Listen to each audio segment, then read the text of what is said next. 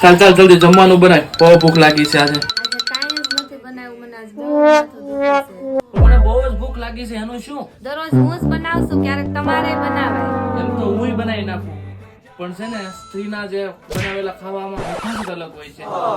તે સાંભળ્યું છે ને, માં કે હાથ કા ખાના, કે એવું સાંભળ્યું છે કે બાપ કે હાથ કા ખાના? એટલા માટે પુરુષોને બનાવતા તો આવડે, પણ સ્ત્રી જેવો પ્રેમ ભાવ ખાવાની અંદર ન મળે. હું એટલો બધો ફિટ છું, એનું કારણ છે કે તું એટલું બધું સરસ જમવાનું બનાવે છે ને, એટલે તારું બનાવેલું ખાવાનું જયારે લઈને હું કંપનીમાં જાઉં છું ને, ટિફિન મારે ખોયલું નથી થતું, ત્યાં બધા તારું સ્વાદિષ્ટ ખાવાનું બધા લઈ લે છે.